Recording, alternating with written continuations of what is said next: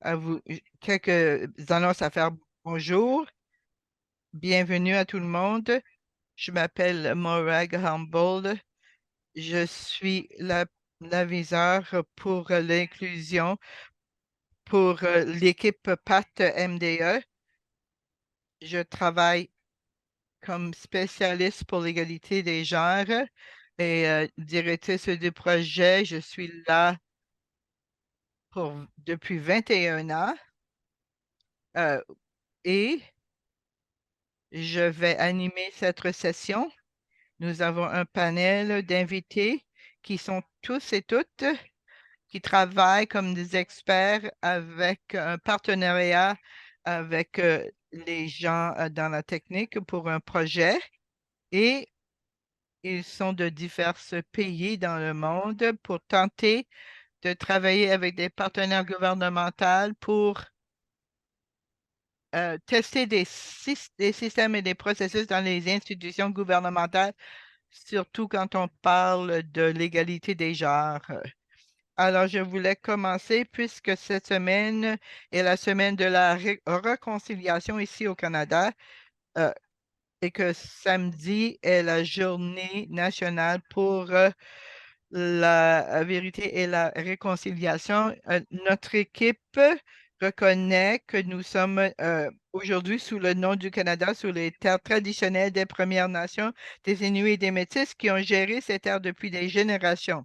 Nous respectons et affirmons les droits inhérents et les droits issus de traités de tous les peuples autochtones de ce pays et nous nous engageons à marcher solidairement sur la voie d'une véritable réconciliation. PAT MDN s'engage à faire en sorte que ces équipes mènent leur programme d'une manière qui répond aux appels de la Déclaration des Nations unies sur les droits des peuples autochtones.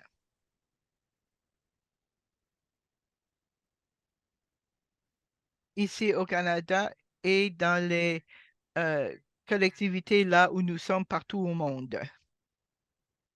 Alors, je vais vous parler un peu de ce qu'est PAT-MDE, une assistance technique ciblée et à court terme est un projet de 4 années fondé par Global Affairs Canada et mis en place avec Alinéa International. On offre des techniques ciblées à court terme jusqu'à 12 mois à des entités gouvernementales nationales de pays admissibles à l'aide internationale canadienne pour augmenter la capacité des gens de gérer des choses d'une façon qui fait la promotion des opportunités, des égalités des genres et que toutes ces initiatives visent à intégrer, euh, ajouter les thèmes, l'égalité, l'inclusion sociale, les actions climatiques, les droits de la personne et la bonne gouvernance. Le mécanisme pour le projet va donner plus de 200 professionnels canadiens la possibilité d'appuyer des gouvernements avec 75 à 80 initiatives qui sont planifiées pour adresser les lacunes de genre. C'est le projet avec lequel on travaille présentement.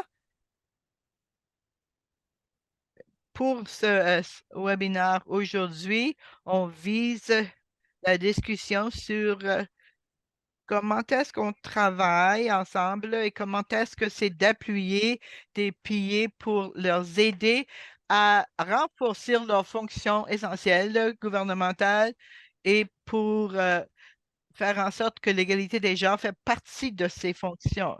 On regarde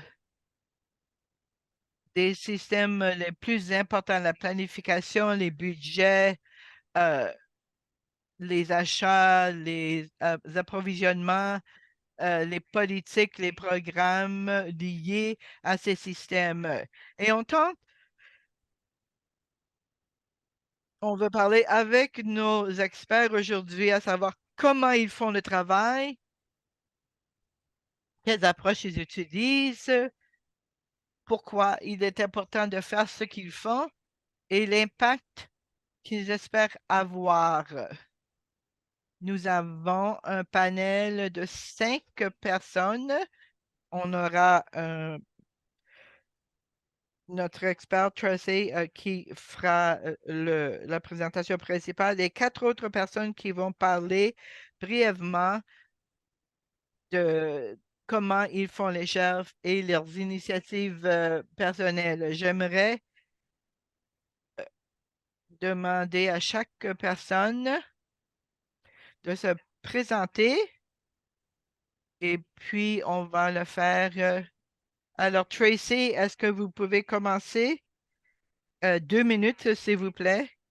Présentez-vous, dites-nous ce que vous faites et puis vous aurez le temps de parler. Merci. Alors, bonjour tout le monde. Je suis Tracy Apple. Je suis à Edmonton, le territoire traité 6. Je travaille sur l'égalité des genres, l'inclusion depuis plus de 20 ans. J'ai une maîtrise de l'Institut des études sociales de l'AG. C'est un plaisir pour moi d'être là. Je veux que vous sachiez j'ai 3 enfants, 3 fils. Mon plus jeune est malade à la maison, alors c'est peu que vous allez l'entendre. Et mon plus vieux est à l'université et je ne sais pas s'il se souvient que je fais ceci. Il se peut qu'il me dise bonjour une fois qu'il va arriver à la maison. Alors, pour expliquer la situation quand on travaille chez soi, on est habitué, grâce à la COVID, mais il va peut-être avoir des interruptions. C'est un plaisir d'être là et j'ai hâte d'en pouvoir répondre à vos questions à la fin de ma présentation. Alors, c'est un plaisir encore une fois d'être là et de faire partir, d'être sur cet estrade virtuel avec ce groupe formidable. Il y a tellement de connaissances ici. C'est un privilège de partager cet espace avec vous. Comme je l'ai dit, je travaille dans le domaine de l'égalité des genres depuis 20 ans et avant de me préparer, j'ai relis ma thèse.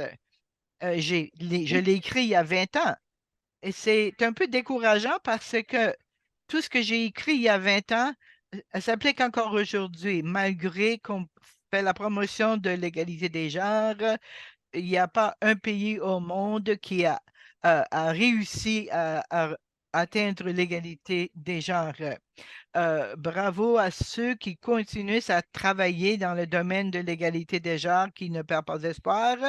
Mais au Canada, on le fait depuis 1995 et on mène dans le monde entier dans ce domaine. En 1995, pour ceux qui le savaient, il y a eu une conférence sur les femmes qui a eu lieu à Beijing et c'était une conférence importante pour l'égalité des genres et c'est à ce moment qu'on a décidé euh, d'a- d'arriver à une stratégie pour mettre en place l'égalité des genres.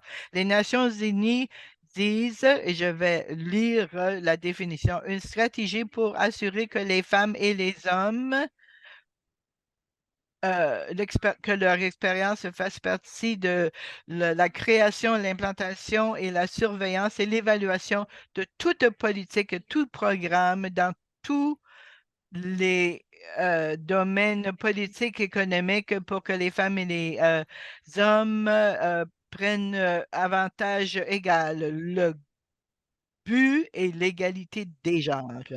Alors, ceci, mais avant de continuer, je vais dire c'est quoi l'égalité des genres parce qu'il y a beaucoup de confusion, même parmi ceux qui sont experts, à savoir ce que c'est exactement l'égalité des genres. Souvent, on me dit que c'est de traiter les hommes et les femmes de la même façon. Et je vous assure que l'égalité des genres n'est pas de traiter les gens également. Mais je peux aussi vous assurer que l'égalité des genres euh, ne veut pas dire qu'on doit les traiter différemment. SIDA, en 1999, a dit que ces deux choses étaient l'équité de genre. L'équité est la façon d'être juste aux femmes et aux hommes, et parfois être juste et de traiter les hommes et les femmes de la même façon. Parfois, nous devons dire nous sommes simplement des humains et on doit être traités un, un salaire égal pour un travail égal. Mais parfois, d'être juste, il faut traiter les femmes et les hommes différemment. Pour des raisons historiques, peut-être, peut-être parce que les femmes et les hommes ont des expériences différentes ou des raisons que les Autochtones n'ont pas les mêmes expériences et le même niveau d'égalité que les gens non autochtones. Alors, on doit faire les choses différemment. Dans des programmes d'égalité, un système que je choisis, l'éducation. Chaque enfant doit avoir le droit à l'éducation, mais une fois que l'enfant entre à la classe, ils sont tous différents, ils ont des différents, euh, ils ont des besoins qui sont différents. Alors, c'est quoi l'égalité? De quoi on parle quand on parle d'égalité? L'égalité, c'est d'enlever les barrières. C'est le but principal. Les désirs, les besoins des femmes et des hommes sont considérés comme étant et qu'on les traite d'une façon égale. L'égalité veut dire que tous les êtres humains, malgré leur âge, leur race, leur sexe, ont la liberté de faire des choix et de développer leurs capacités malgré des préjugés basés sur leur genre. Alors, imaginez euh, les trois images, tout le monde est sur la même boîte. La deuxième image, il y a une personne qui est plus grande à une... Il y a trois tailles de boîtes selon la taille des gens ou on élimine la clôture. Alors, c'est ça le but du gouvernement du Canada. Le gouvernement du Canada a une politique d'aide à l'international pour atteindre l'égalité des genres et 93% des fonds euh, donnés sont pour faire la promotion de l'égalité des genres. On parle le même langage. C'est quoi l'égalité? C'est quoi le rôle du Canada pour faire la promotion de l'égalité des genres? Précisément, le Canada veut éliminer la pauvreté, avoir un monde plus qui vit en paix, un monde inclusif et appuyer la prospérité, une plus grande prospérité. Ce sont les quatre buts principaux. Comment est-ce qu'on est arrivé à Comment ça se lie à l'égalité des genres? Parlons d'un monde plus paisible. Ça veut dire quoi, un monde où il y a plus de paix? De quoi ça...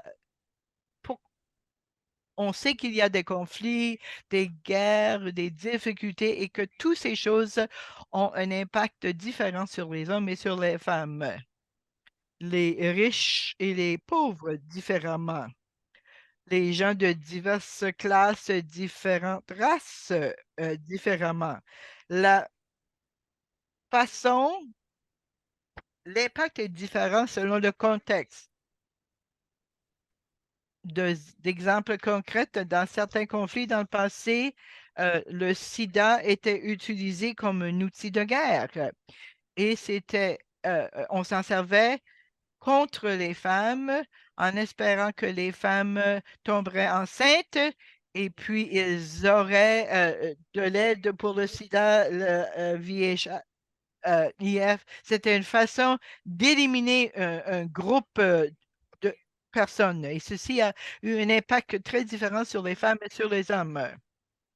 En gros, nous avons l'érosion des droits, des droits fondamentaux des femmes pour les gens queer, les gens qui font partie de la collectivité LGBT2 les esprits. On le voit souvent dans les situations où il y a des conflits, où on n'a pas de paix.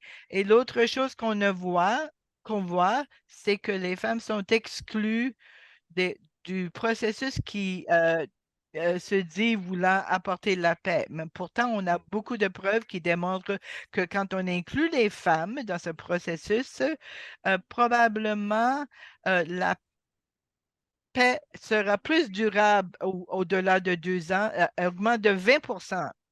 l'augmentation qui dure pour 15 ans ou plus de 35 si les femmes sont incluses. Alors, pourquoi on continue à exclure les femmes des procédures qui mènent à la paix? C'est une des questions. C'est une chose que dit Canada. Qu'est-ce que nous pouvons faire pour améliorer l'égalité dans ces procédures qui mènent à la paix? On veut voir une paix durable.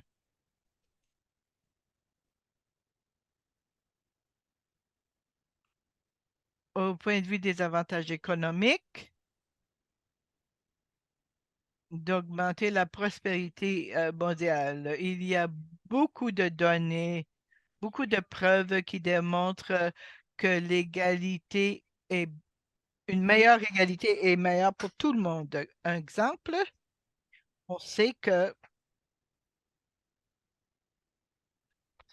si on augmente l'égalité sur le monde, dans le monde du travail, on peut et augmenter le produit national avec l'égalité simplement. Pourtant, on continue à avoir des différences de salaire. Les femmes et les hommes qui font exactement le même travail, euh, ils ne sont pas payés également. Les lacunes sont de 17%. Ça veut dire que les femmes gagnent 17% moins que les hommes. Les femmes racialisées gagnent encore moins. Et ceci, il y a des lacunes à partir du bas jusqu'au au haut, dans tous les postes. Encore une fois, on revient, on a toutes ces preuves, on a ces données qui démontrent que l'égalité des genres est avantageuse, mais ça ne se fait pas. En plus, on doit se rappeler que la question d'égalité des genres est une question des droits de la personne. On ne devrait même pas avoir à parler des preuves. On parle de gens, de leur vie, que ces gens aient la capacité de vivre la meilleure vie possible pour eux et elles. Ça devrait être évident, mais ça ne se fait pas. 20 ans après que j'ai écrit ma thèse, aucun au monde entier a atteint l'égalité des genres.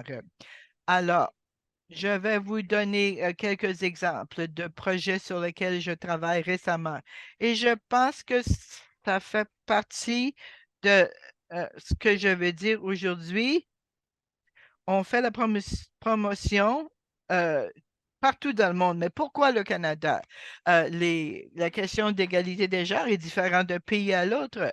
Est-ce que Canada doit imposer son idée sur autres pays, l'Afghanistan, en Bolivie, Mexique, en Thaïlande? Comment est-ce que le Canada dit on fait la promotion de l'égalité des genres, on va subventionner des projets qui font la promotion de l'égalité des genres, tout en soyant au courant de ce qui se passe dans ces places particulières. Je pense que le Canada fait un bon travail, mais quoique l'égalité des genres est important et fondamental, les autres panélistes vont vous parler de comment est-ce qu'on met euh, autrement par pays, par région, selon le contexte d'où ils sont. Et c'est une des forces de notre politique. Un exemple d'un projet sur lequel j'ai travaillé récemment au Mexique avec le ministère des Finances et il voulait augmenter le nombre de femmes dans des postes de leaders. Qu'est-ce que ça veut dire? On arrive au Mexique et on a trouvé certaines choses. Premièrement, une structure patriarcale. Une étude qui a été faite par McKinsey, il a demandé aux Mexicains quand il y a des difficultés économiques, si il y a des problèmes de chômage, qui devrait recevoir l'éducation? Et tout le monde a dit les hommes. Si le chômage est élevé, donnez les postes aux hommes parce qu'il y a ce croyance que l'homme est le gagne-pain et que c'est lui qui devrait fournir sa famille. Alors, les hommes sont vus comme ayant plus de besoins euh, et ayant droit à de postes élevés. L'autre chose qui était intéressée, c'était, on parle de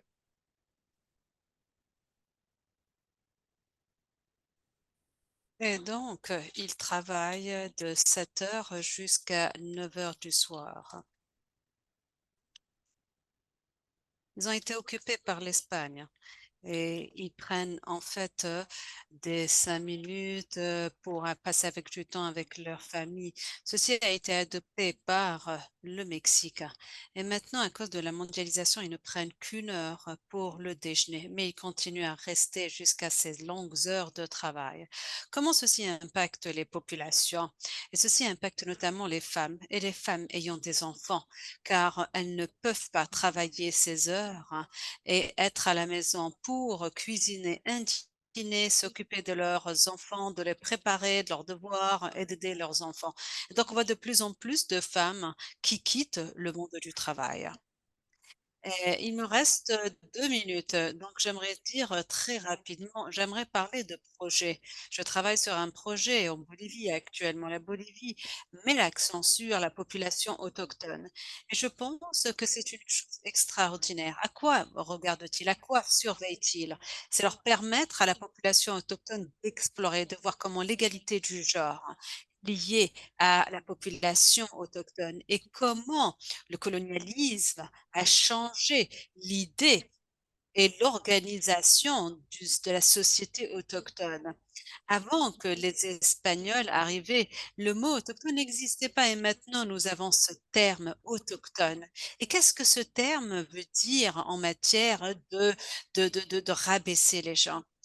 Donc, bien que nous faisons des analyses, la formation des politiques, alors nous avons cette notion de autochtone. Et qu'est-ce que cela veut dire dans le contexte bolivien?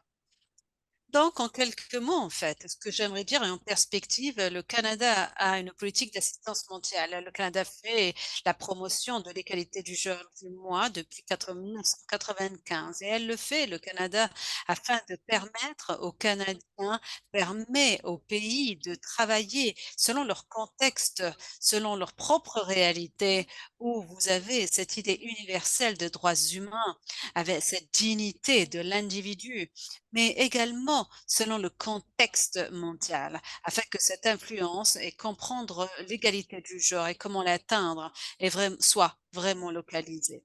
C'est ce que je voulais vous dire. Avec les autres intervenants, vous allez entendre de leurs projets et comment le Canada localise ces concepts. Merci à vous. bonjour tout le monde et bienvenue. Je m'appelle Alina Meyer et je suis une spécialiste de l'égalité des genres.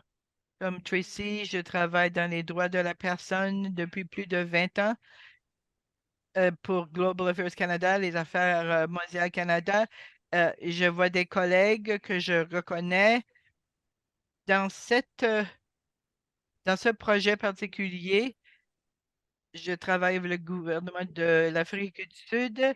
Tracy va en parler et je vais donner plus de détails des expériences que j'ai en Afrique du Sud. J'ai hâte à participer. Merci beaucoup, Morag. Je vais essayer de respecter mes 10 minutes. Vous savez, de temps en temps, je parle très, très vite et je m'oublie. Je vais essayer de ne pas le faire. Si je parle très bien, alors s'il vous plaît, arrêtez-moi. Mais en premier lieu, je voulais le mettre vers la fin, mais je voulais dire, hein. Alors, l'une des choses en matière de collaboration sur le projet PAT est de partager la connaissance parmi les experts. Et je ne sais pas si Demisco est avec nous. En fait, elle m'a aidée et elle avait dit, en fait, vous faites le GB+, et Tracy a fait cela. Donc, vous allez rentrer en contact. Et ce fut un grand plaisir d'apprendre de son expérience selon le contexte Amérique du Sud et comment on peut l'appliquer par rapport au contexte sud-africain. Donc, merci Tracy d'avoir été disponible et ce fut un enthousiasme important et d'avoir appliqué ce programme. Alors, pour juste vous donner un résumé de ce que je pense de Pat. Alors, en fait, c'est le contexte sud-africain, le GB+. Ça, c'est l'analyse sur le genre plus. Et il s'agit notamment c'est des programmes de formation en ligne. Je l'ai fait quand j'ai travaillé avec GAC et même quand c'était même au début. Et en fait, le gouvernement a mis le GBS, ça veut dire l'analyse du genre, pour les fonctionnaires, pour qu'ils puissent comprendre l'implication du genre et de créer, de mettre le genre au cœur de tout ce qu'ils font. Et donc, cette formation est devenue ouverte.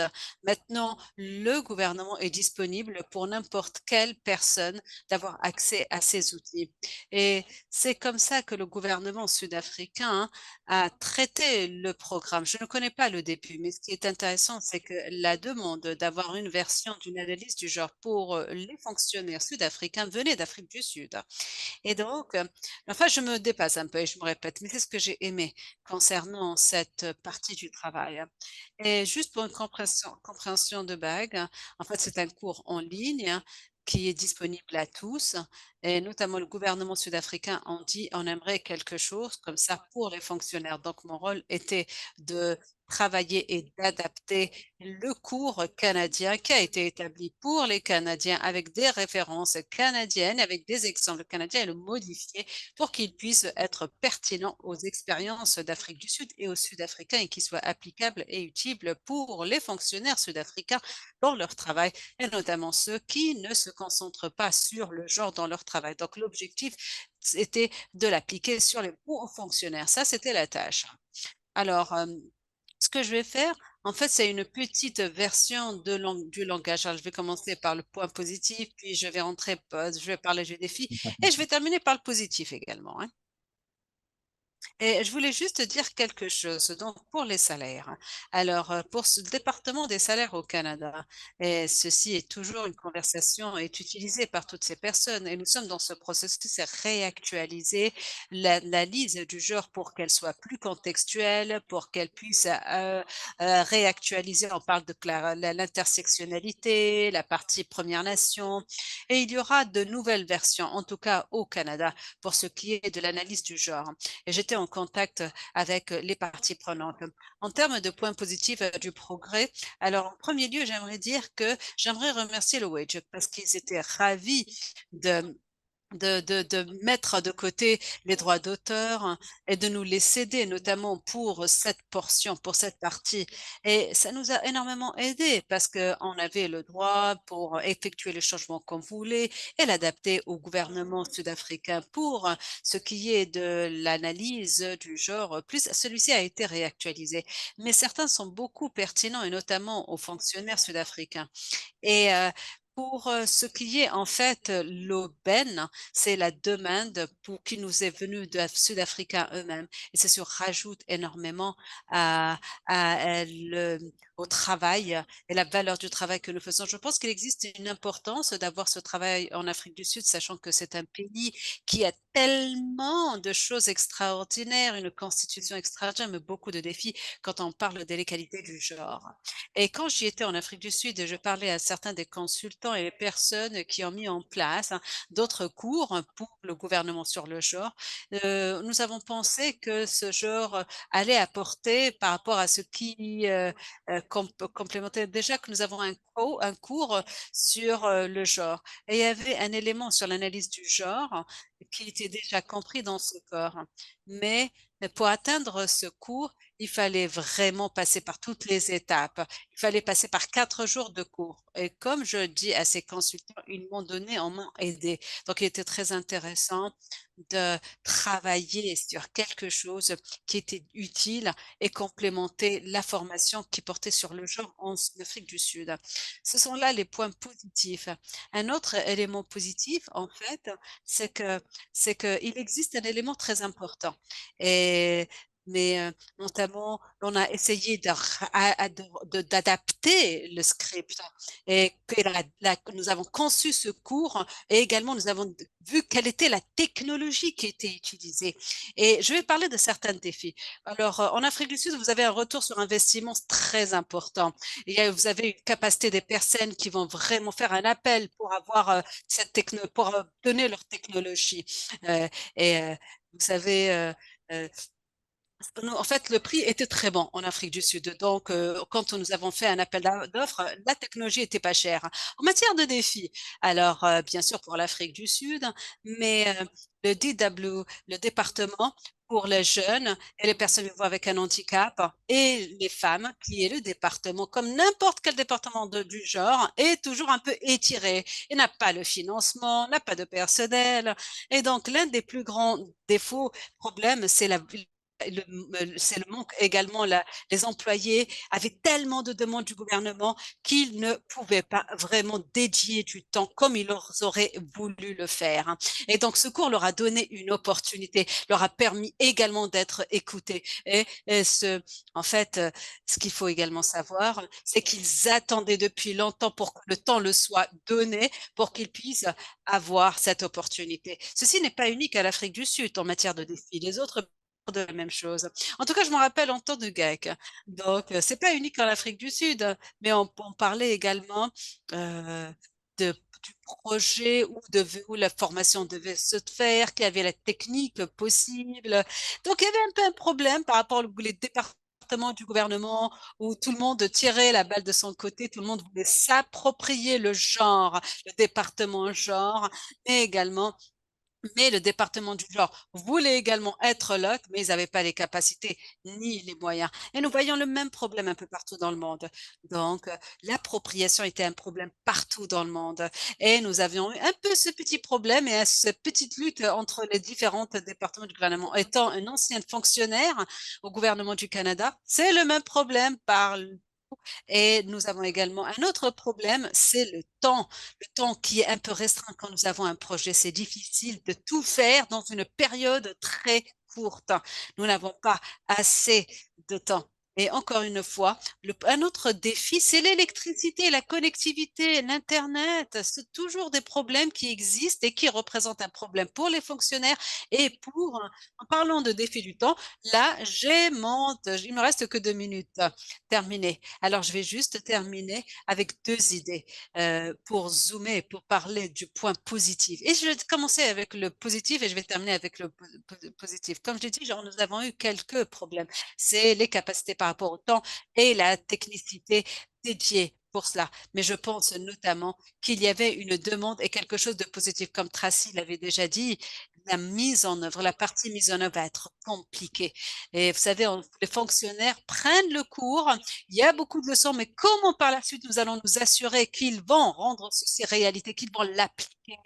Alors, c'est ça le grand problème. Donc, ceci requiert beaucoup de temps, de la patience et continuer à les appuyer pour que ce cours soit une réalité. Ça, le plus grand problème, c'est la mise en œuvre et la pérennité ou la durabilité. Car nous n'avons pas encore, vous savez, ce qu'il faut savoir, c'est que nous essayons maintenant de recruter une compagnie privée pour qu'ils puissent le faire. C'est pas une solution durable pour le gouvernement, mais on veut s'assurer que le cours soit durable pour tous les départements. Je pense que cette partie est du travail. Et le script que nous avons fait pour l'Afrique du Sud, j'ai le sentiment qu'il existe tellement d'éléments inconnus par rapport les vagues de la politique, le personnel changement des départements, des employés, également la volonté politique et du gouvernement. Mais je pense fortement que le cours ne sera pas dérangé par tout ça. Quel que soit le gouvernement qui arrivera au pouvoir, quel que soit le fonctionnaire qui sera là, ce cours donnera des résultats. Et sur cette partie, en termes de pérennité, j'ai de l'espoir. Je vais m'arrêter là pour l'intérêt du temps. Alors, j'ai fait 10 minutes et 8 secondes. À vous la parole, Morgane. Et Bonjour, moi je suis Anne-Marie Saunier, je suis basée au Québec sur le Bas-Saint-Laurent J'ai travaillé pendant une quinzaine d'années en coopération internationale pour le Centre d'études des coopérations internationales, dont 5 à 6 années en Amérique latine. Et depuis 2005, j'accompagne les gouvernements, les entreprises privées à mettre en place ce qu'on appelle l'approvisionnement responsable. Et je vais pouvoir vous en parler un peu plus tout à l'heure de ce que je fais actuellement avec l'administration gouvernementale péruvienne. Merci beaucoup, Moraï. Donc, je vais parler en français. Donc, peut-être pour commencer, je vais vous expliquer un peu le travail que je fais parce que je suis pas particulièrement une personne spécialisée dans l'approche de l'égalité des genres. Je suis vraiment spécialisée au niveau de comment intégrer la durabilité dans les processus d'approvisionnement. Et j'accompagne actuellement le gouvernement péruvien, en fait, pour que le gouvernement péruvien mette en place des outils opérationnels qui visent l'achat, l'approvisionnement responsable. Donc, je vais vous dire quand même quelques mots sur qu'est-ce que c'est l'approvisionnement responsable, parce que comme beaucoup de choses qui ont trait à la durabilité, on peut dire ça couvre vraiment différents aspects qui sont très différents. Donc, les gouvernements, les administrations publiques, comme vous savez, achètent une quantité phénoménale de biens et de services, depuis le matériel informatique, tout le matériel de construction, les services d'assurance jusqu'aux services de nettoyage. En fait, ce sont des grands acheteurs. Le pouvoir d'achat du gouvernement péruvien, c'est plus que 5 milliards de dollars. Donc, ce sont des leviers importants pour contribuer au développement socio-économique sur un territoire. Donc, l'approvisionnement responsable, au fond, ça vise à faire en sorte que les produits, les services qu'un gouvernement achète aient le moins d'impact possible sur l'environnement et contribuent au développement social et économique. Et en matière sociale et économique, bien, toute la question d'assurer que les contrats auxquels le gouvernement va donner des contrats à des fournisseurs qui puissent contribuer au développement économique de ces entreprises-là sur un territoire et que comme ça, on puisse favoriser l'accès de des clientèles qui sont traditionnellement exclues de ces marchés-là puissent avoir accès au marché public. Donc, dans ces clientèles-là, bien sûr, il y a les femmes qui sont entrepreneurs. Il y a aussi les populations qui sont traditionnellement exclues, qui ont peu accès à un marché sur un territoire. Il peut y avoir d'autres modèles d'entreprise que l'entreprise privée, comme par exemple les entreprises d'économie sociale. Donc, il y a toute cette conjugaison-là d'acteurs économiques qui sont souvent un peu obscurs sur un territoire auquel on voudrait donner accès au marché public. Donc, quand on arrive avec la question de l'approvisionnement responsable, c'est tout ça qu'on doit convaincre les acteurs politiques et les gestionnaires de chacune des grandes unités qui achètent sur un territoire jusqu'aux milliers d'acheteurs qui, au day-to-day, à chaque journée, font des approvisionnements. Donc, c'est vraiment un mécanisme complexe qui va vraiment du haut vers le bas, souvent au niveau des directives. Et au fond, donc aujourd'hui, qu'est-ce qu'on cherche à faire si je regarde vraiment la question de l'accessibilité des femmes, on peut dire, au marché public, l'égalité des genres. La première chose qu'on doit chercher à faire dans la démarche que nous entreprenons maintenant avec le gouvernement péruvien, c'est de leur faire comprendre, au fond, le levier que peut représenter les approvisionnements pour aller contribuer à donner cet accès-là. Donc, il y a toute une sensibilisation qu'on doit faire. Le gouvernement péruvien a commencé déjà depuis des années, une dizaine d'années, on peut dire, à travailler la composante environnementale. Mais les autres composantes plus sociales et économiques sont des aspects qu'on débute, on peut dire, avec le projet canadien.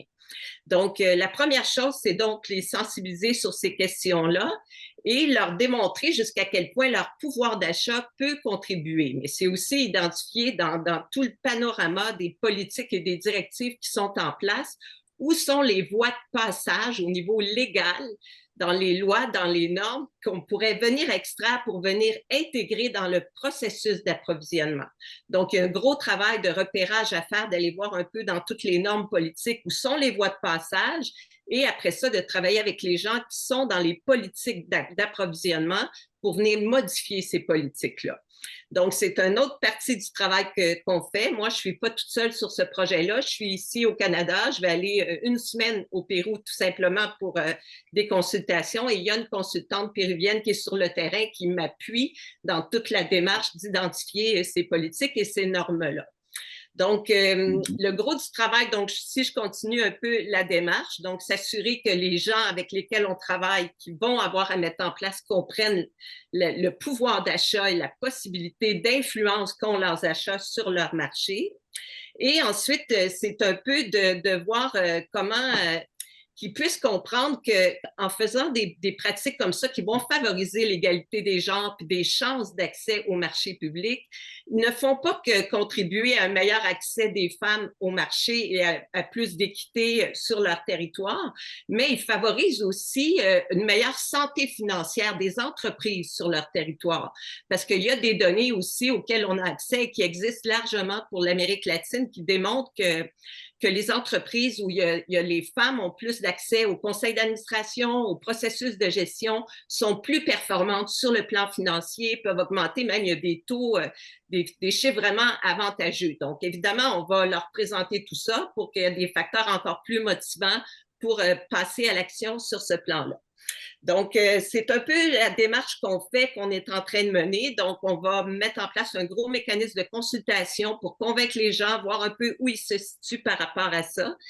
Et bien, tout simplement, un autre point pour terminer la démarche qu'on fait par rapport à ça, bien, vous comprendrez qu'un autre enjeu, c'est de comprendre jusqu'à quel point les femmes sur le territoire sont en place dans des entreprises ou quelles sont les analyses de marché, quelles sont les données dont on dispose pour être capable non seulement de dire oui, vous devriez avoir des critères qui visent l'égalité des genres, mais voici dans quel secteur, quelle catégorie de produits, quel secteur économique il y a plus de possibilités vraiment d'avoir une bonne réponse du marché et comment on peut implanter d'une façon plus soutenue sur ce plan-là dans ces pratiques-là.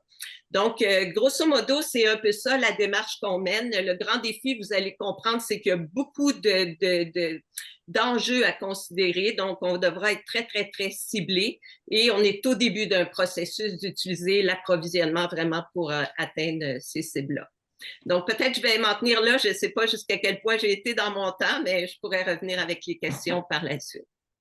Bonjour à tous, ça me fait plaisir d'être ici. Mon nom est Michel Filion, je suis un spécialiste en gestion publique, particulièrement la budgétisation de l'État, que je pratique depuis des années, d'abord au Québec auprès de la ministre des Finances au début des années 2000, Mme Pauline Marois, puis ensuite un peu partout dans le monde, en Asie, en Afrique et en Amérique latine. Et au cours des dernières années, depuis 2007, je travaille aussi l'aspect du budget sensible au genre. Donc, j'aurai l'occasion de vous en parler. Mon partenaire sur le terrain, c'est la Tunisie et l'unité centrale de gestion du budget par objectif.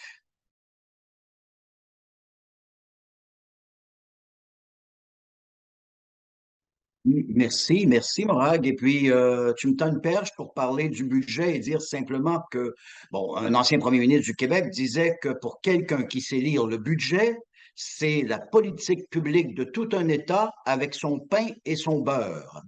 Le budget nous parle de l'ensemble de ce que nous faisons. J'aimerais saluer les gens qui sont dans la salle. Je ne les saluerai pas un par un, il y en a une quarantaine au moins, mais j'aimerais saluer, je reconnais des gens qui viennent de la Mongolie. Le monde est global. Des gens qui viennent de l'Amazonie. Je reconnais des gens du Pérou. Non seulement Anne-Marie, qui est péruvienne d'adoption pour quelques semaines, mais je reconnais d'autres personnes qui sont du Pérou, de la Colombie, du Venezuela. Je reconnais aussi des gens de l'Afrique centrale, de l'Afrique de l'Ouest. Donc, je vous salue tous. C'est un grand plaisir de vous voir. À Haïti aussi, une ancienne ministre de la Femme qui est là, de la République d'Haïti. J'aimerais 10 minutes, c'est trop court. Mais je vais essayer de me contenir dans ces 10 minutes et aborder 6 points. Le premier, le principal, c'est l'ancrage. Parler de budget sensible au genre, c'est d'abord s'ancrer dans le budget. Alors, dans mon effort depuis 2007, c'est de m'adresser à des budgétaires, des comptables, des gens qui sont des financiers et qui ne sont pas particulièrement portés sur l'analyse sociale. Je m'ancre dans un document, et je vous invite à le consulter, ceux qui ont un intérêt pour ça, c'est le PEFA genre, PEFA genre.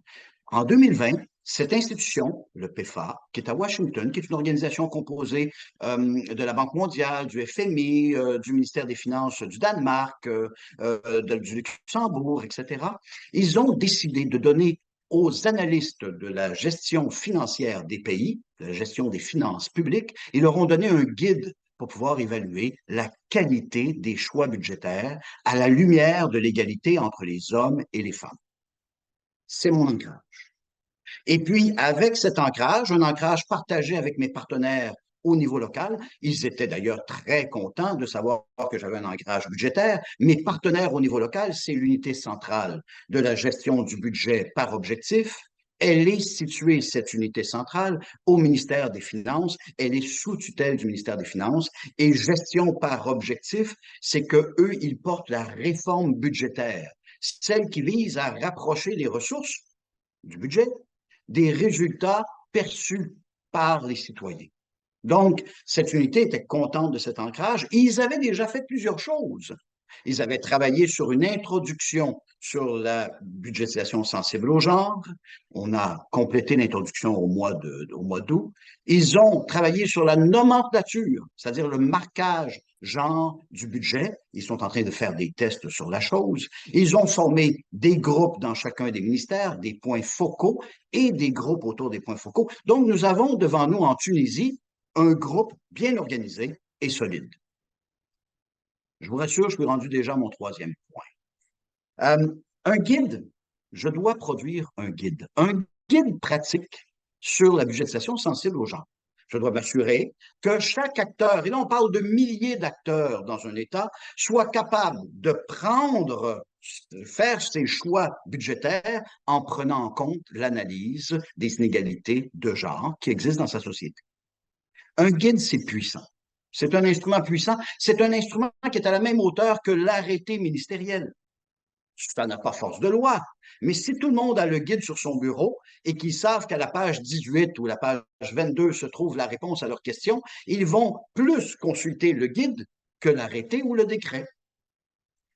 Donc, grâce au programme, celui qui nous amène tous ici aujourd'hui, grâce à ce programme, nous sommes capables d'aller très loin dans l'esprit des fonctionnaires, de les amener assez loin pour qu'ils se mettent à adopter des mesures affirmatives pour réduire les écarts, au moins les écarts de biens et services, les services qu'ils distribuent comme puissance publique entre les hommes, les femmes, les filles et les garçons.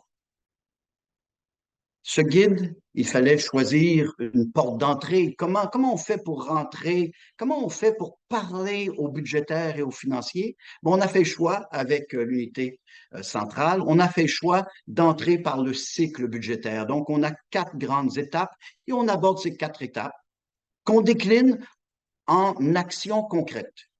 Alors, d'abord à l'élaboration. Si vous êtes un fonctionnaire placé dans une région lointaine et que vous êtes au moment de présenter votre proposition budgétaire, que devez-vous faire demain matin pour intégrer l'égalité, le souci d'égalité homme-femme? Alors, on a 5, 6 actions à poser pour chacune des étapes. J'énumère les étapes simplement: élaboration, approbation du budget, exécution du budget avec son suivi, et finalement, le contrôle, l'évaluation du budget. C'est un cycle, et puis bien sûr, à chaque année, on reprend le même cycle.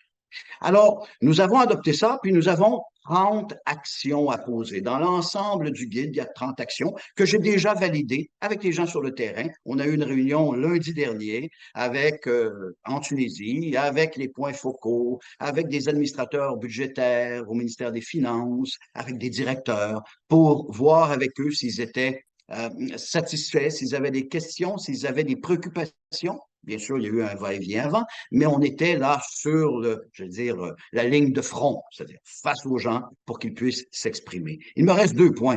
Vous dire que l'analyse comparée selon les sexes plus, l'ACS plus du Canada est un outil extraordinaire que j'ai intégré, on va en entendre parler dans un instant, je suppose, que j'ai intégré dans le guide pratique. Et j'ai ajouté aussi un autre outil qui est l'analyse, l'approche par capacité. capacité est un jargon, hein, si vous m'écoutez en français, vous trouvez ça étrange, là. C'est l'approche par capacité, si j'avais à le franciser. C'est un document, c'est une approche qui a été développée depuis les années 80 par un économiste, M. Sen, S-E-N. Si vous avez envie de chercher sur Google, vous allez le trouver. Approche par capacité. En fait, c'est ce qui a inspiré notre ACS+, canadienne. Donc, je récupère ce contenu et je l'offre pour qu'on puisse l'appliquer à améliorer l'analyse sociale et l'identification des inégalités entre les genres. Je termine par une chose. L'avantage de ce programme de projeter sur l'ensemble de la planète des experts, des expertes canadiens, canadiennes, québécois, québécoises, c'est que nous avons des expériences multiples. Nous n'avons pas que l'expérience canadienne ou québécoise à offrir à l'étranger. Dans mon cas, j'ai récupéré, je vous parlais à l'instant des gens de la Mongolie, la personne qui est dans la salle de la Mongolie, c'est ma collaboratrice alors que j'étais en Mongolie en train d'implanter la budgétisation sensible au genre dans ce pays. Donc, je prends l'expérience de la Mongolie qui est extraordinaire. On a au moins 36 mesures affirmatives dans tous les domaines. On a établi ça ça a pris 3 ans, mais on a réussi à pénétrer. Et maintenant, c'est l'École nationale de l'administration publique de la Mongolie qui enseigne la budgétisation sensible au genre. Ça a été intégré à la curricula. Mais c'est aussi de l'expérience que je suis allé ramasser au Burkina Faso avec les parlementaires et les interpellations. Alors, je dirais qu'au-delà de la projection de l'expérience canadienne ou québécoise à l'étranger, c'est le savoir d'expert, notre personnalité à chacun qui tient, entre autres, de notre culture. Vous avez entendu chacune des collègues là mentionner le territoire non cédé, etc. Une ouverture d'esprit. Nous partageons ça à l'étranger. Et nous amenons des gens à apporter chacun à leur manière. Et là, comme j'ai commencé en citant René Lévesque, le premier ministre du Québec, je vais terminer en citant un chanteur québécois qui dit que chacun arrive avec sa pierre et son outil pour construire sa maison, son village et son pays. Gilles Vigneault. Bonjour tout le monde, je suis Caroline Tanner. Je suis à Ottawa, en Ontario, et le territoire non cédé du peuple algonquin.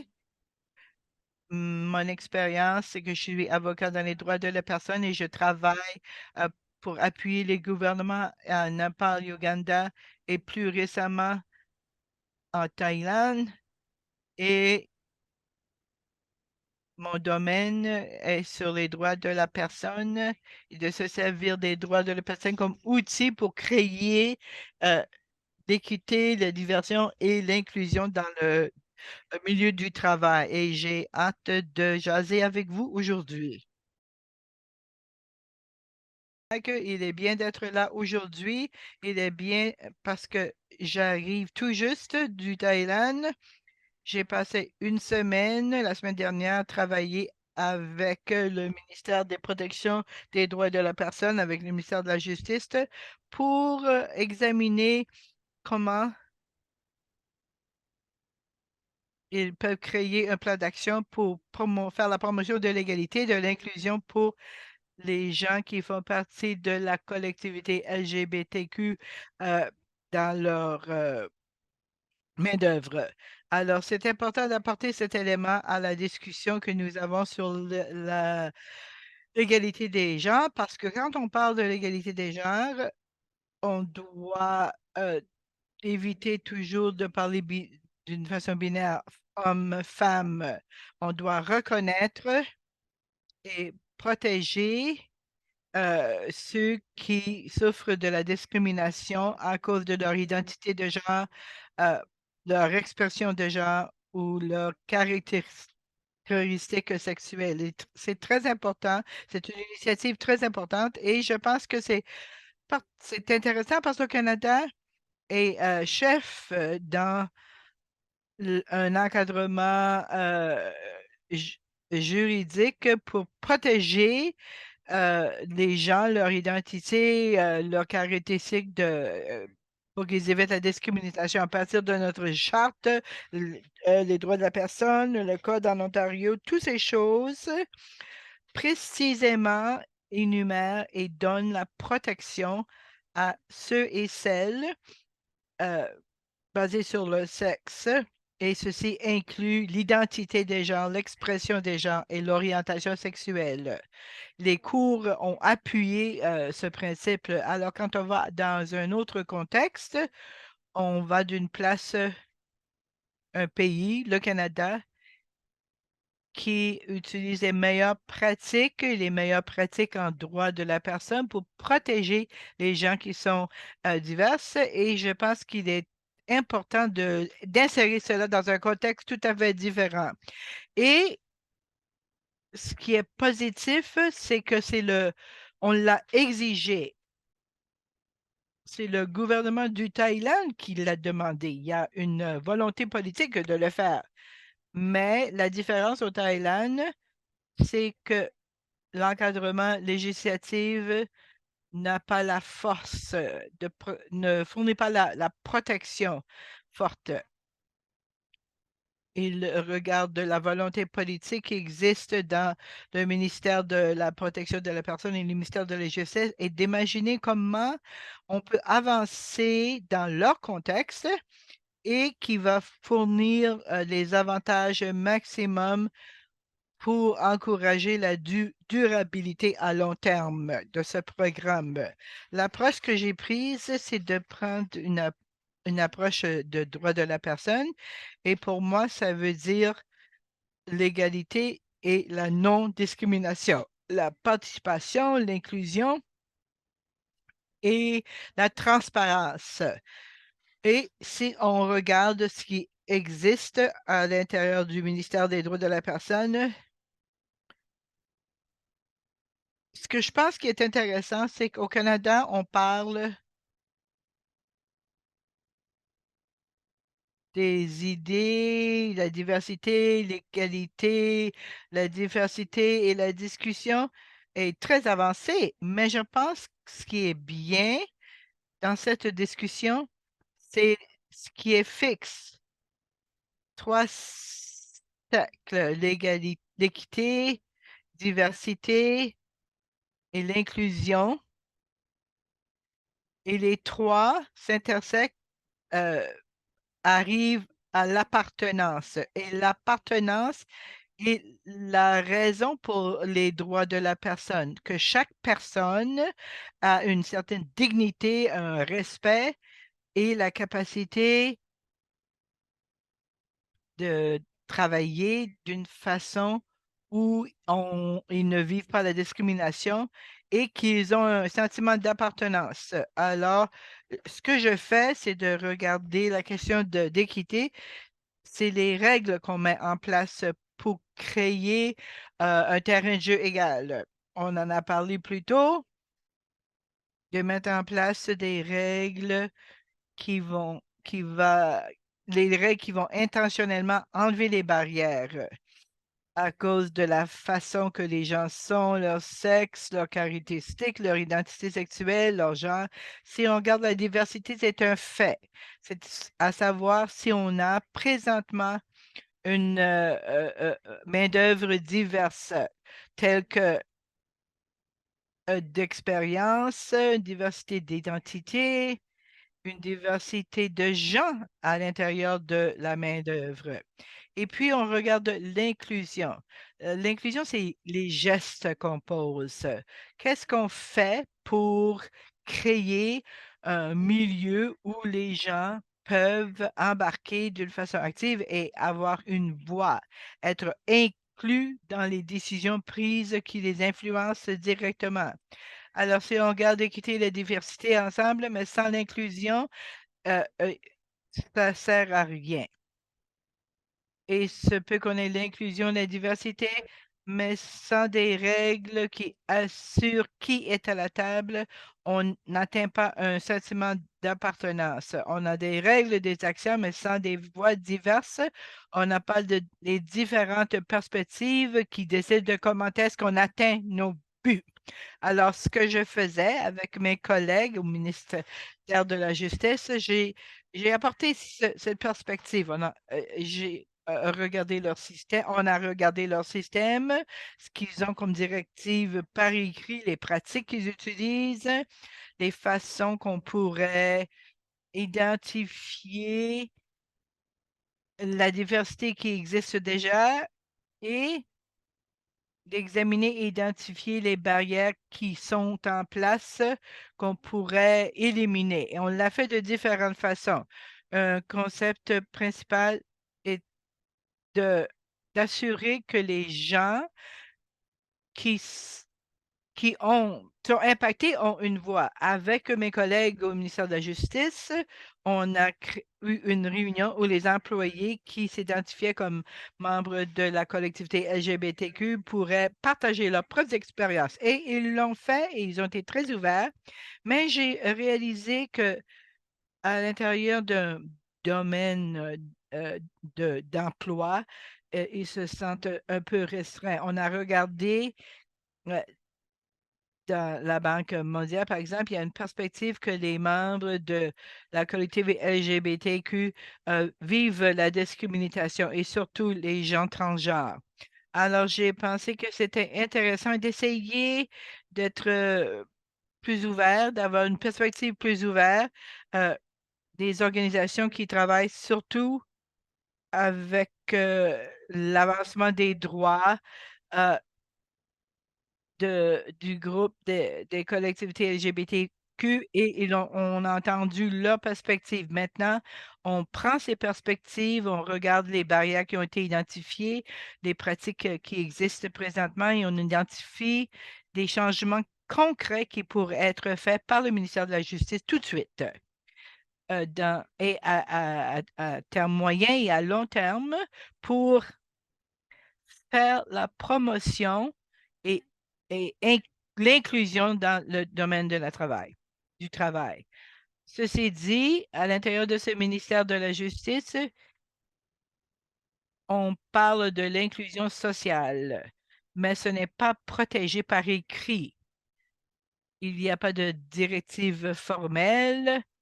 L'encadrement législatif et dépend beaucoup sur les personnalités des gens qui sont gestionnaires. Alors, comment euh, assurer que cette culture est durable? On doit imiter les meilleures pratiques dans leur ministère et y ajouter des façons de mesurer, de surveiller à long terme. C'est comme ça qu'on peut euh, inclure une certaine transparence et de demander au gouvernement national, autres ministères, autres départements pour voir l'impact positif qui en ressort. Le ministère des Libertés de la personne et de la protection a écrit et récemment commencé un plan d'action pour les droits de la personne qui parle directement du monde du commerce qui prennent des actions contre la discrimination et ont lancé un plan d'action sur les droits de la personne en gros. Alors, je pense que c'est une occasion d'utiliser les meilleures pratiques qui existent. C'est un potentiel immense et je pense que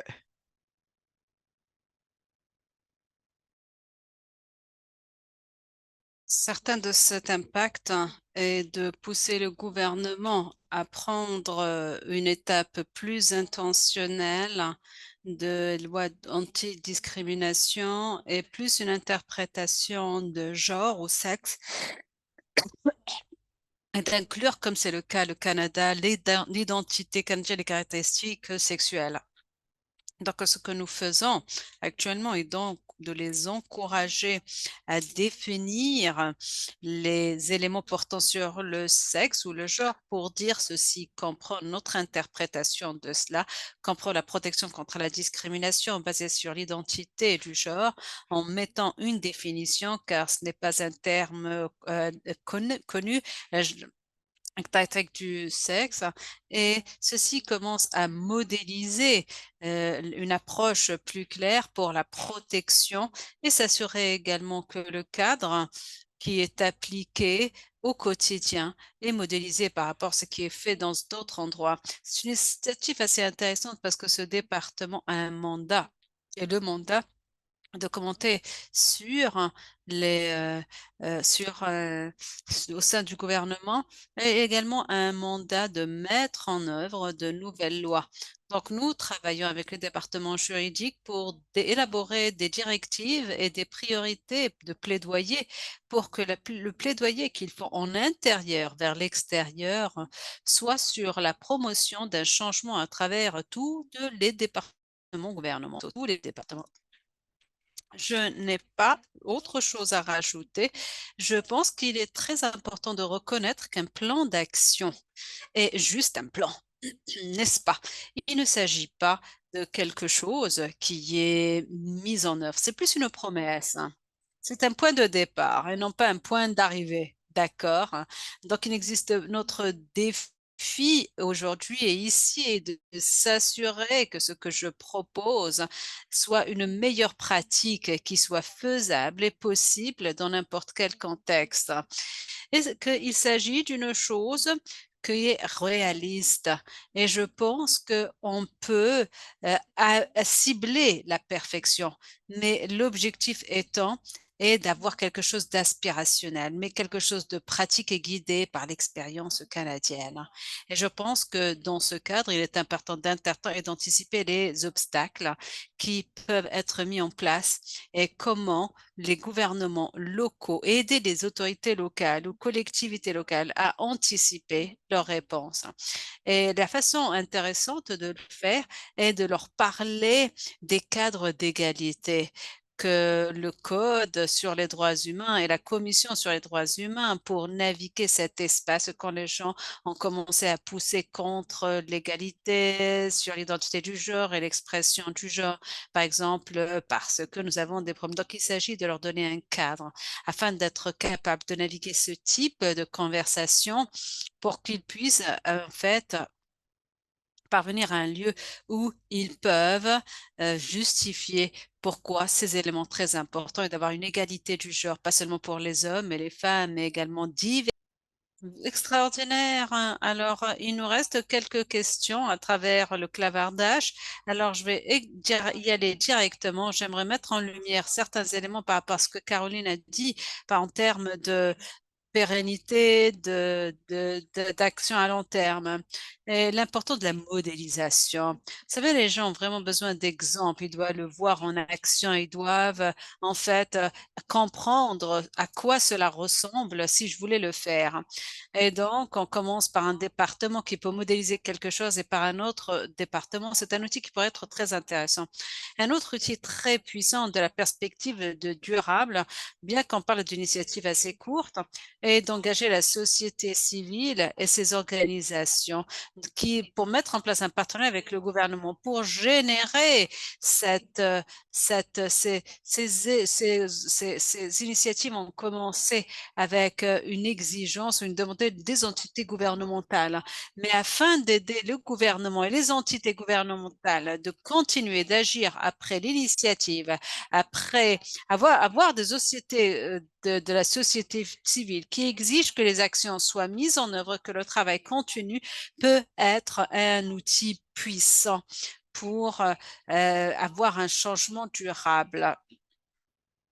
Alors, nous avons des questions auparavant de Emmanuel Tabanet qui disait en fait que l'assistance technique est une approche intéressante dans le monde international comparé au projet de développement communautaire. Donc, il existe plusieurs parties prenantes, il existe plusieurs cadres.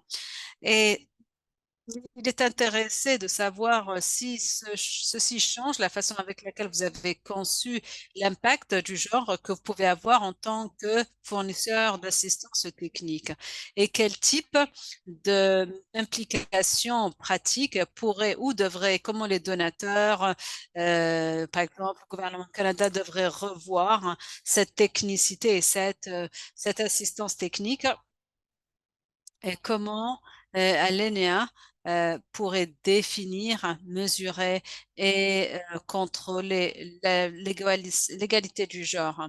Je ne sais pas si un des intervenants a une réponse par rapport à ce que Emmanuel a posé. Tracy, la parole est à vous.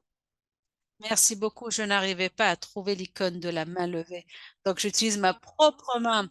Alors, je pense que c'est une question extraordinaire. Je ne sais pas si Emmanuel est avec nous ou pas, ou a dû repartir. Alors, ce que j'aimerais dire, en fait, en premier lieu, alors, le premier point, si j'ai bien compris la question, est que l'égalité du genre, en fait, c'est l'égalité du genre. Ce n'est pas important que nous faisons un développement de communauté ou une assistance technique. L'égalité au niveau communautaire, c'est l'égalité. S'il existe des inégalités au sein du communauté ou du gouvernement, c'est une inégalité. Euh, pour qui on travaille et pour qui avec qui on travaille, il s'agit toujours d'inégalité et de la promotion du genre et identifier les obstacles. Il s'agit d'identifier qu'est-ce qui empêche les gens d'être la meilleure personne qu'ils puissent être. Et enlever ces obstacles, que ce soit au niveau politique, que ce soit au niveau communautaire. Et il s'agit vraiment de toutes les mêmes choses, de tous les éléments. Un autre élément que je voulais discuter, on parle de comment on peut revoir les propositions, comment notre organisme peut revoir ses propositions. Alors, je pense que c'est une excellente question car ceci dépend en fait de c'est une proposition non sollicitée ou bien est-ce qu'il s'agit ou Global Affaires International Canada va rechercher ces propositions. Donc, vous devez prendre une étape avant de revoir la proposition, comment ces propositions sont reçues et comment on les demande. Par exemple, l'une des choses dans la proposition que j'ai vue à travers les affaires internationales Canada, c'est qu'ils ont des objectifs, des résultats intermédiaires qui sont établis. Alors, des résultats intermédiaires qui définissent le comportement, le changement comportemental que nous recherchons. L'une des choses que je peux voir et qui sont vraiment problématiques, c'est selon les différents contextes, vous avez des comportements différents qui doivent changer. Et comment nous pouvons prendre cette proposition non sollicitée et la mettre dans le contexte local? Car si vous dites que ce sont les comportements que nous devons changer, que vous avez une proposition qui vient d'Afghanistan et que vous avez une autre proposition qui vient du Pérou, alors ils vont être tout à fait différentes.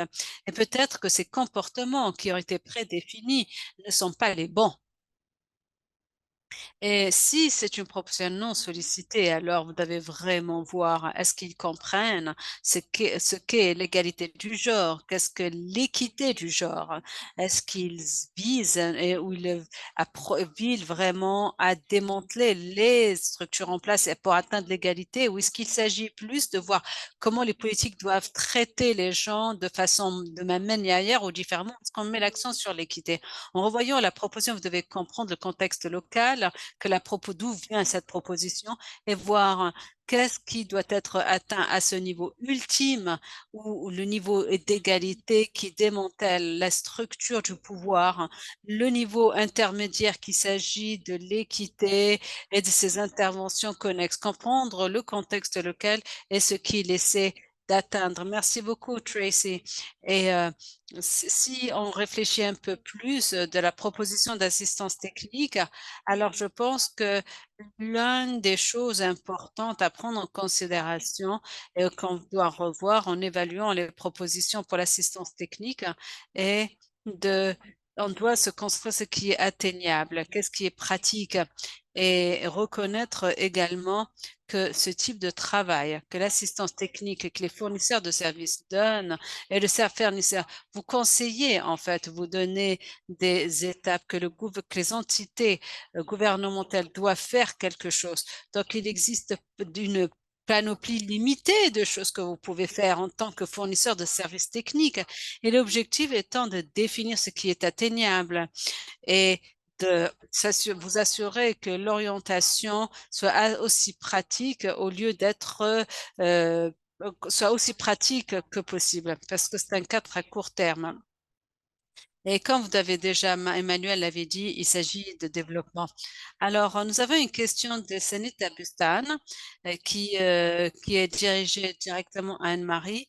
Et elle posait la question sur une approche basée sur les droits humains qui peut être utilisée dans les gouvernances.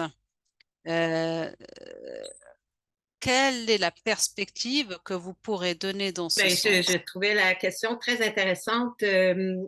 Moi, je ne peux pas dire que j'ai connaissance d'avoir perçu des besoins vraiment spécifiques pour voir comment sont les impacts environnementaux d'une façon différenciée selon l'impact qu'ils ont sur les femmes et sur les hommes, parce que je pense que c'est un peu de ça que parle la question.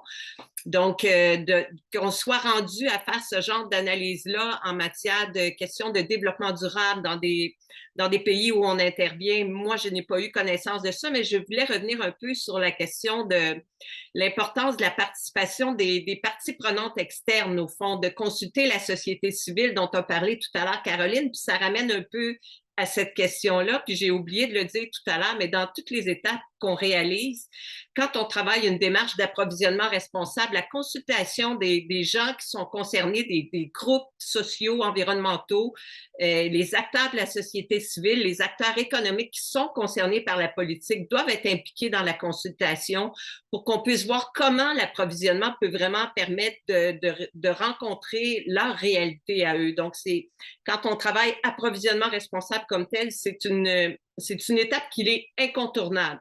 On fait ici au Canada, on a une mesure de l'approvisionnement responsable qui mesure comment les pays évoluent puis comment le Québec évolue en matière d'approvisionnement responsable.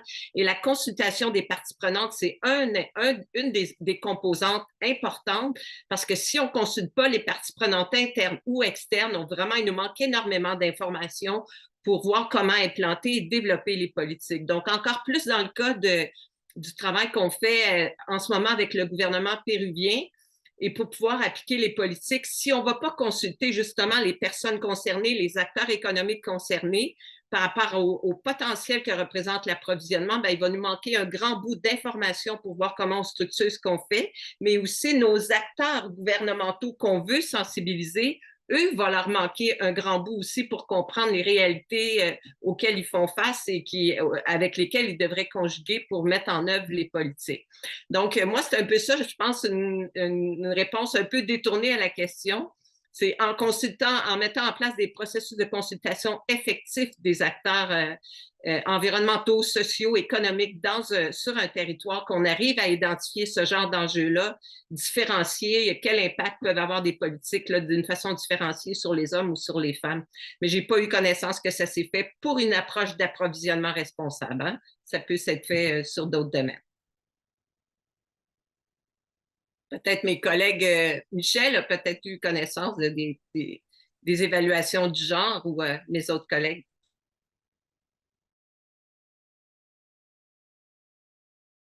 Malheureusement, il nous manque du temps, donc on ne pourra pas répondre à toutes les questions que nous avons. Alors, j'aimerais encore vous encourager, désolé, à aller sur le site de PAT MDE que Gabriel a mis sur l'écran. Vous avez également un sondage. Et donc, vous avez un sondage, donc vous allez réagir par rapport au webinaire. Mais si vous voulez mieux connaître concernant ce que nous avons plus d'exemples sur comment ces choses sont faites avec les gouvernements africains, vous pouvez voir tous les sujets, l'assistance, les initiatives techniques sur notre site web, c'est www.pat-pat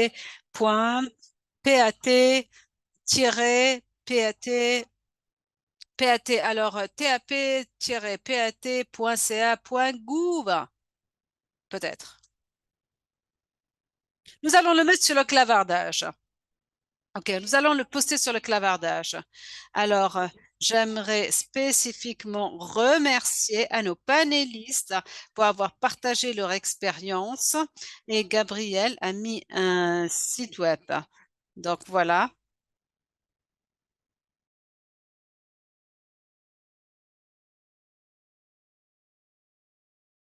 tous les panélistes pour leur pensée aujourd'hui. Je veux remercier, au-delà de cela, les Affaires mondiales du Canada qui subventionnent ce projet et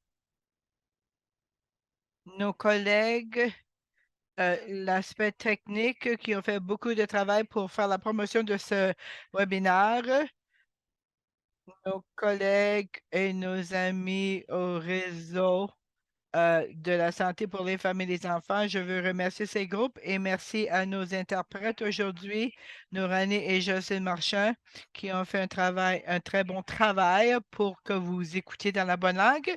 Et je remercie tout le monde tous les gens qui ont participé, un groupe de participants du monde entier et ça a été excellent de vous avoir parmi nous. Regardez notre site web. Suivez Alinéa aussi dans les médias sociaux et s'il vous plaît, ceux qui ont participé, je vous remercie et je vous encourage de revenir quand nous aurons des événements dans le futur